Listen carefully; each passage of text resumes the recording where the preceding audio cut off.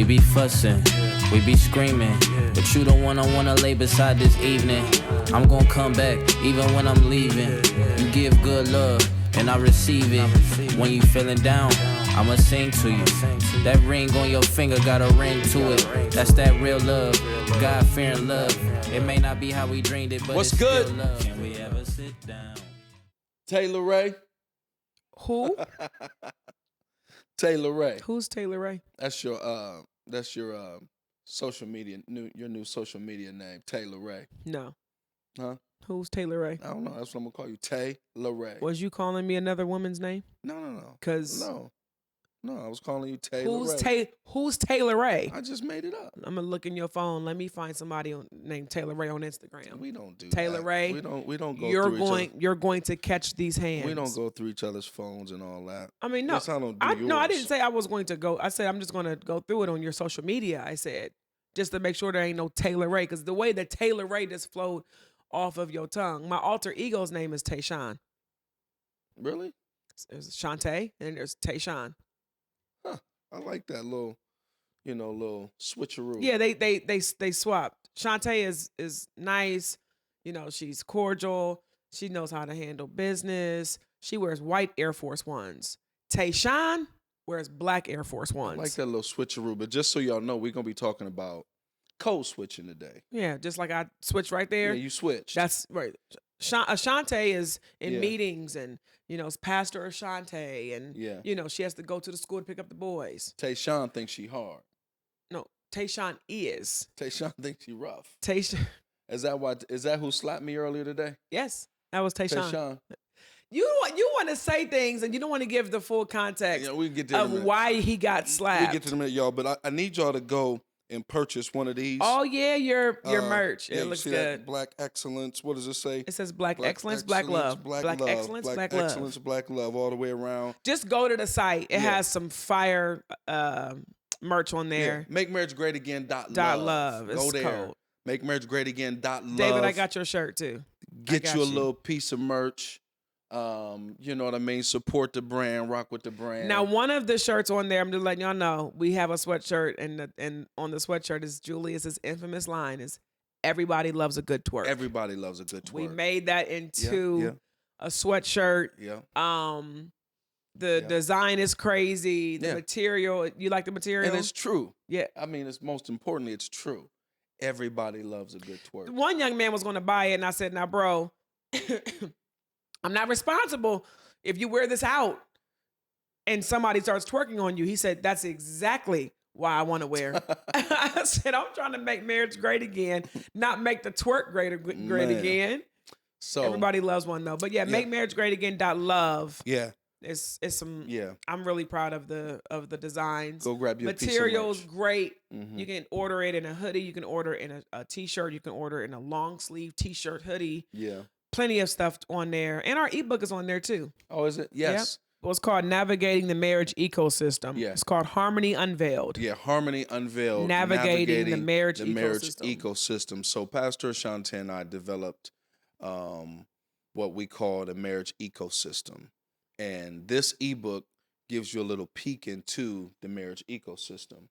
And so it's called Harmony Unveiled, Navigating the Marriage Ecosystem. And it's only $5. So go only on there, it's download $4.99 the ebook. I think it's 20-something pages too. So it's not like it's no $3 holla. Like this is a nice little piece. We put our feet in this. We worked on this. And so we want y'all to go cop it, grab it, and let's see what we got. So code switching. Yeah. Is it something that you're supposed to do? So let me give you the definition that they have here of code switching. Here we go. Why you always want to go and do the definition? Because a problem undefined is undefeated. We know what it is. If you don't, okay, well, what is it then?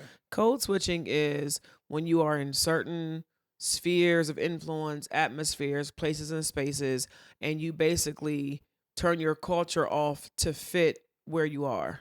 Not necessarily your culture. Maybe, yeah, because I think it affects black people a lot. Yeah. You know what I'm saying? Bob ain't got a... The question.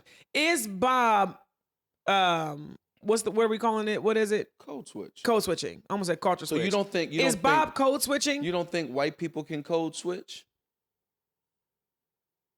You don't think if they get into an environment that's predominantly black? Here's what I will say. I do believe, and you would know about this way more than me because you've been in this arena. I bet you them coaches do. When they go on them visits to them boys' houses and they be in the hood and I guarantee them coaches. They behave in a way that they feel like is going to give them or going to optimize the comfort. 100%. In exchange for some fair treatment. 100%. So they'll go to when they go into a crib, they'll see a mom and they kind of catch a vibe for what they feel like the mom might Ain't like. No vibe. They going down to language. Baton Rouge, Louisiana, recruit one of them boys that live in the 9th Ward. You best believe they're not sitting on that couch talking about, oh, I just wanted to know the ordinary. No, they're probably using a little slang. They're making her feel comfortable. Well, let me ask you this question then. So I do believe absolutely that happens, but I think somebody had brought it to our attention that just from being a pastor. Oh boy. I've had different people say one of the reasons why they appreciate me as their pastor is they feel like however I am in the pulpit is how I am in real life. You're pretty consistent. Pretty consistent all the way around the board. Mm-hmm. And I believe that there are other people who might not appreciate that because of what I guess their thought of how a pastor is supposed to be in the pulpit and in that setting or whatever the case may be. And so I guess is it appropriate for, men and women of God, people who, are in positions of leadership or whatever, is code switching appropriate for them? Do you feel like they're environments where they're supposed to be, the man of God and the woman of God, and they're supposed to present themselves in a certain way? No, I think that's wrong because you always should be a man of God. And that's the problem with niggas right now today is that they perform in the pulpit. And then when they leave the pulpit, the performance is over and then they're a completely different person. And it's just like, no, be who you are, always be who you are. And I think if you be who you are, I don't have to worry about Freudian slips. I don't have to worry about did I code switch or I'm not supposed to be saying that. I think that the issue with the world, the issue with society is there has always been it's always been fake and phony. And so since the beginning of time, since it's been phony and since it's been fake, you tend to think that that's the right way because that's the way it's always been. And so then what happens is when some realness hit the scene or somebody comes through and they're like, oh, this is just really who I am, you're looked at as you're wrong. You're wrong because you're not fitting the narrative of being fake and phony. When you're supposed to be super religious, you're supposed to be, oh, praise the Lord. And it's just like, that's whack. Right. So it's like, it's praise the Lord. But then you cussing like a sailor. Oh, yeah. Behind closed doors. You're being absolutely ridiculous. Yeah, your character, you have no integrity. And a lot of the times, that's what happens. People are, and let's be clear, we know that pastors are put on pedestals. Yeah. We understand that anybody with a prophetic voice and anybody when it comes to the church, they're put on this platform and this pedestal, and people are looking at them like, oh, you're supposed to act like what? I'm supposed to act like you. If we supposed to be acting like Jesus, then me and you should be mirroring the same. And I think a lot of the times is that when we get involved in these positions, you're coming through and you like, yeah, I'm gonna tell the truth. I'm going to dress a certain way. I'm going to be me. The Lord created Ashante to be a certain way. The Lord created Julius to be a certain way. And I think that society has said, no, pastors are supposed to look like this. And when you don't fit that box or you don't talk like that or you don't act like that, there are religious people who will shun you because you don't fit the religious box. Because you don't fit their narrative. And let's be clear. Being real and being your authentic self is not a license to be inappropriate. Oh yeah, no, you still have to be a man of integrity. Yeah, you still have to be a man of great character, not a liar. Even in presentations from the pulpit. Oh yeah, you can't be like cussing people out. Inappropriate, but at the same time, I don't think it's fair to expect for, a pastor to, present whatever the Lord has given them in a certain way, in a cookie cutter, box cut way. But I think it's people, like you said, that absolutely will shun, disregard a person who doesn't do it the way that they feel like it's supposed to be done. I think so. When we're talking about code switching, I think what's interesting though, because I know people hate this, and I don't care because it's a true thing. There's white church and black church, right? Mm-hmm. And I think what's interesting is that you've gone to predominantly white churches, and you always say this thing is always, I always love it. It's like discretionary transparency, right? For me, I believe that there's discretionary switching. I believe that you, in certain arenas, you would probably, like if you went to a predominantly white church, I wouldn't advise that you stood in that pulpit and said Negro. And I wouldn't say that you were fake or phony because you pastor a predominantly black church and you probably say Negro in that platform. I wouldn't say that you're code switching because you use discretionary, caution not to say Negro. You're just using wisdom. It's just wisdom. And so I think that there's in every arena that we have, I hate code switching. I hate that word because I'm not putting down my culture for nobody. I am bliggity black. I love to be black. I love everything about being black.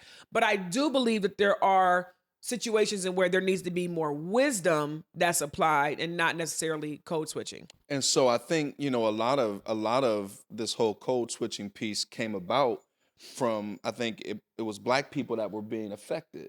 For sure. And so black people were presenting themselves in a way, I guess, that was, going to maximize their opportunity for employment advancement, for opportunities, to be considered, for opportunities to sit at tables and things along those lines. And let's be clear, white people created the systems. And so white people created the standard. And what happened was African Americans were coming into these systems and they had to fit the standard. They had to fit the narrative that was already created. It is 2024 and we're still fighting about natural hair being worn in the workplace.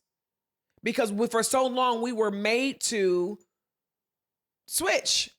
We were made to switch. We couldn't wear dreads. We couldn't wear braids. We had to look like this, right? And so then over the years, black people have awoken and now they're like, hey, so I don't have to fit this narrative that you've created of this is the standard of how this should be. I don't want to code switch anymore. I don't want to code switch just to get a job. I was reading this one thing. This was years ago, and it had these applicants that had changed their names on their resumes and applications to get the job, and to even get an interview. And then when they came in and sat down in front of Bob was like, "You are not Sarah Smith," and it's like, no, I am Sarah Smith, because he wasn't expecting her to be black. I think I love what you said as far as the standards in a lot of those arenas. Were created by our friends of the Fair Persuasion. Here you go. And so this is what it says. It says that there are norms and behaviors that were created for specific environments. Yeah.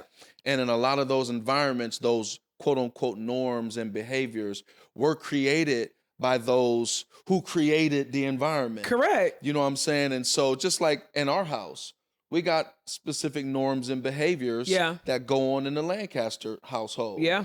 And so when somebody comes into that, if they're looking to get in our good graces and navigate, effectively in that environment, they probably better take their shoes off at the door. Because that's the standard. You know what I'm saying? It's certain things. And so I guess my question is how do you feel about that? Do you feel like code switching is ever fake? Yeah, I think code switching is fraudulent. Fake. Yes. It's ever not being you for real. Should a person feel funny, guilty about code switching, or should they look at it as they're doing whatever they need to do in order to advance? No, code switching is fake.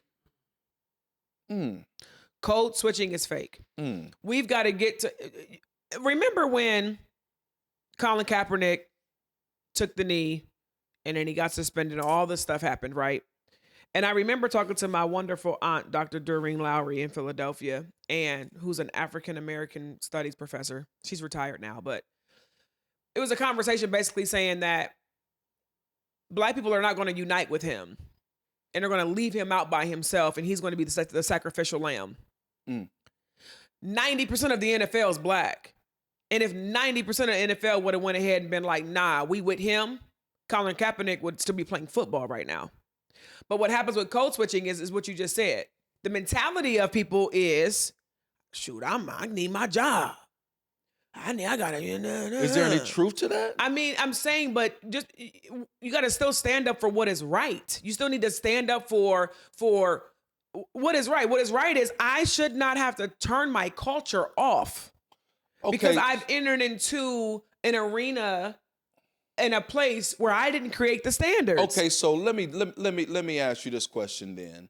Do you feel like code switching and turning your culture off are synonymous? Yes, they're Do you the same feel like thing. you have to turn your culture off in order to code switch?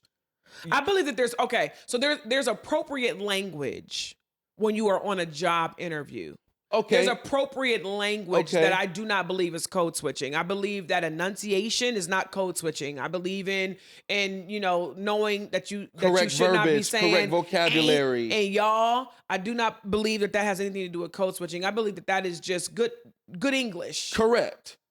What I'm talking about, you asked me specifically about code switching. So let's be clear. Code switching and being appropriate are not the same thing. So it says here, code switching involves adjusting one's style of speech, appearance, behavior, and expression in ways that will optimize the comfort of others in exchange for fair treatment.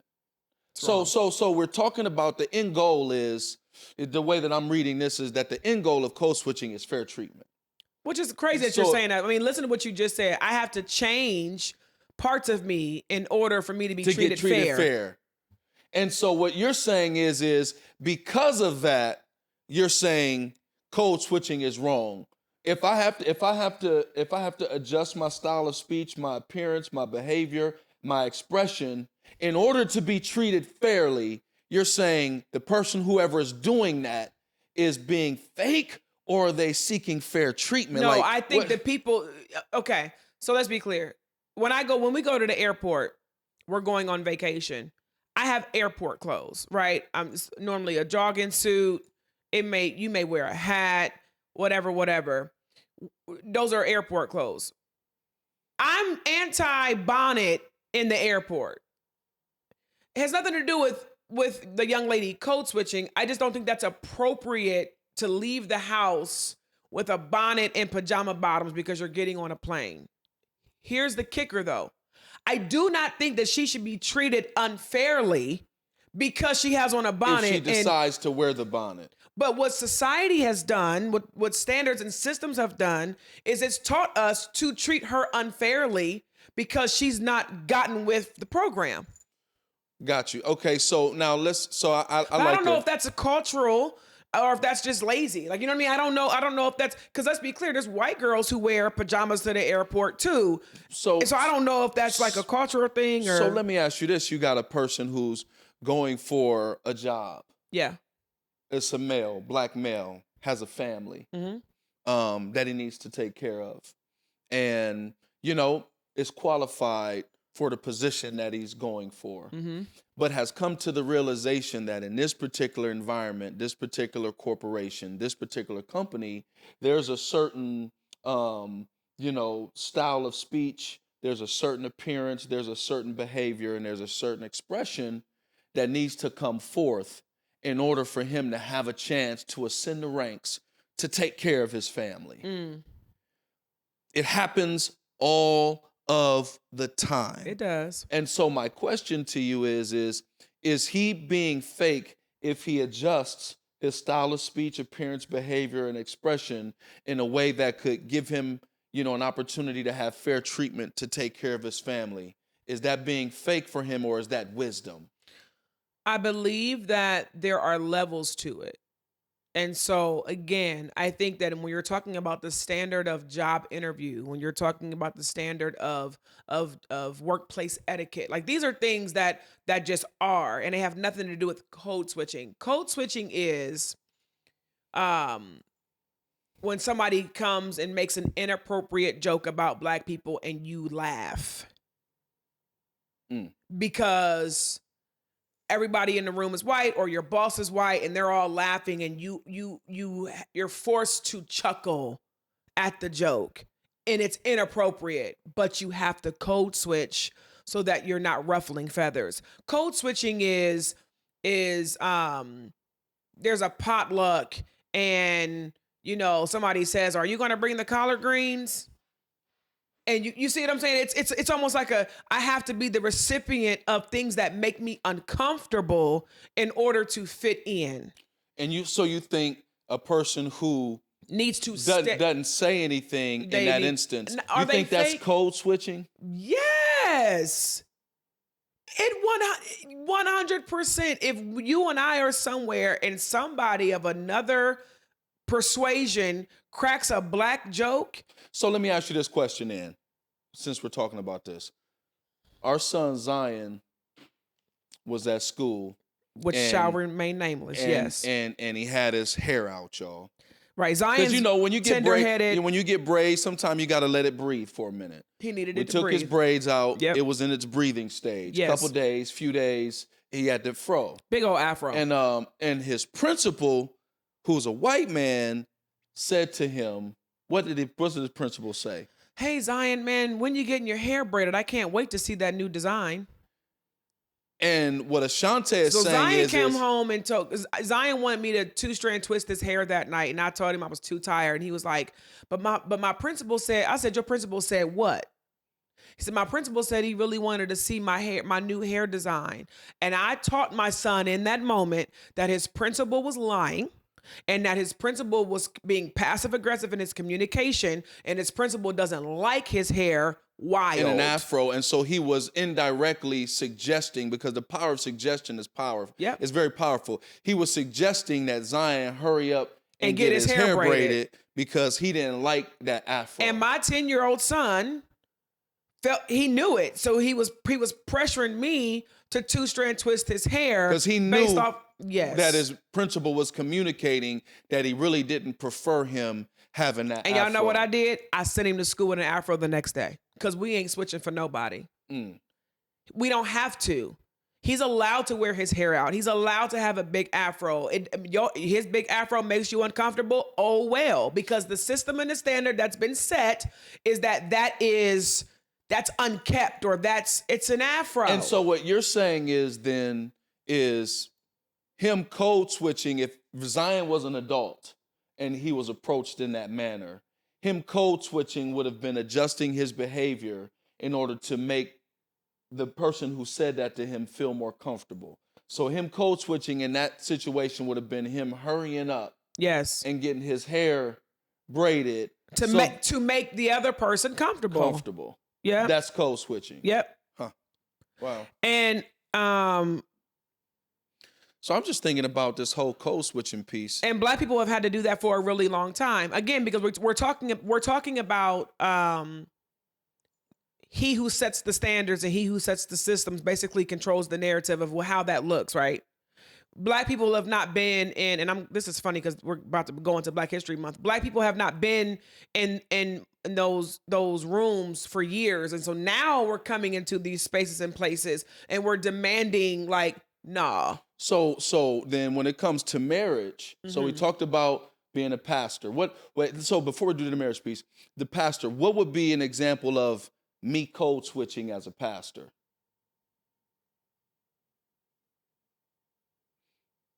Behaving in a way you going to Like a if I come to- convention and you not going like and I don't have on a robe. you going like in a robe. I think everybody will look at you like, Well, no, I'm saying me wearing one because I'm trying to make the people comfortable that are there. That would be an example of me code switching.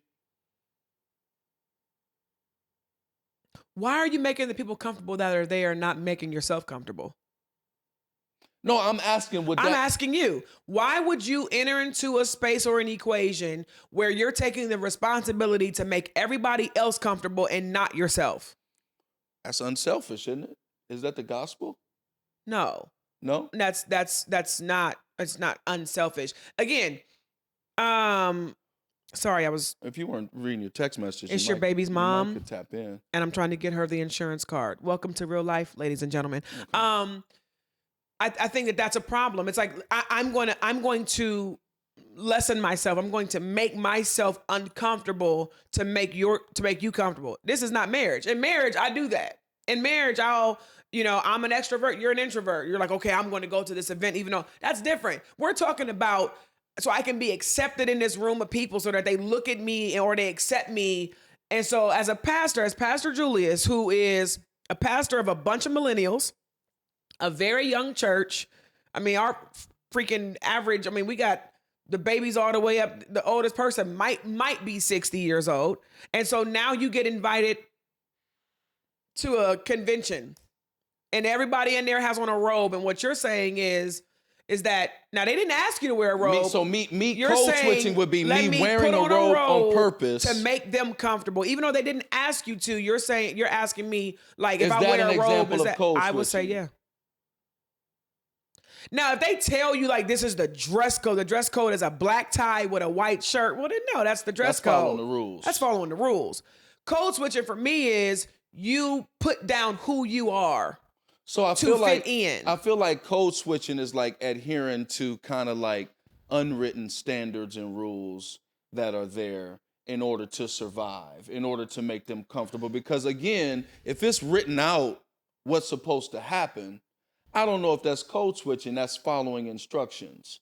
Yeah. But if it's not written out, but everybody kind of knows this is the way. Correct. And I do that in order to survive. In order to protect. You use language. I don't like that. In order to survive. This is the problem. The problem is that there's not enough people of color or brown or black people that are standing up and fighting against the things that were never created for us in the first place. But what I'm saying is the only reason somebody would code switch or feel the need to is to survive. To fit in. I don't think it's survival. But I just use that term, but you know what I'm saying. To survive in that environment, to keep that job, to get that promotion, to get that recognition, to have a seat at that table.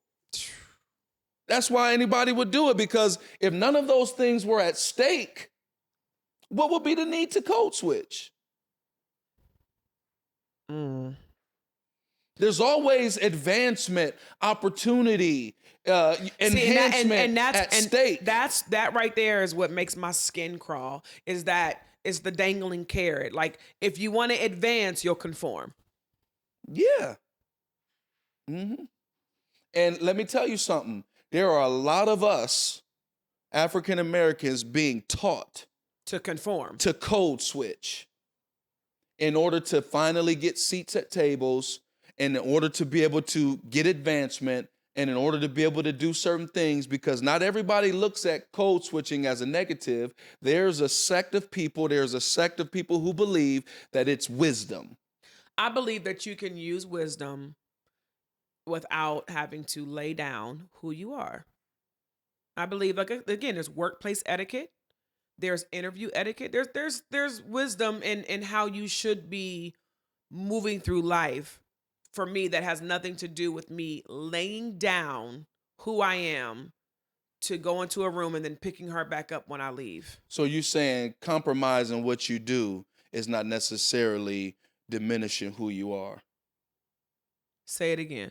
Compromising what you do is doesn't necessarily have to diminish who you are. Correct. You can still be a person of integrity, a person of honesty. 100%. But change some of what you do in order to give yourself a chance to advance. 100%. Some people might say that's code switching. They're not compromising who they are. I'm still standing on business. No, I'm still integrity. They're not standing on business. When you enter into a space and you've cut your locks off, you've changed your language, You drinking Starbucks with 2 shots of espresso because that's what Bill is drinking. When you begin to, you are literally morphing into a different person. And where are you at? Where are you at with your Dickies and your Dockers? Where are you at? So see, this is a whole nother conversation. We got to do a part 2. Let's just do a part 2. Y'all listen, I need y'all to go subscribe on YouTube, Make Marriage Great Again podcast. I need you to go to Instagram, MMJ podcast. I need you to go to Facebook, Make Marriage Great Again podcast. I need you to subscribe. I need you to share. I need you to comment. I need you to like. Yeah, I need this you to is like. just in time for Black History You know what Month. I'm saying? And we got some more about this whole piece because I think it's ruffling potentially some feathers. It's pricking. It's enlightening. It's causing interest. There's a lot of good stuff going on with this. So let's go to the website, buy your merch, MakeMarriageGreatAgain.love. Right there. Wow. See y'all in a minute. Peace.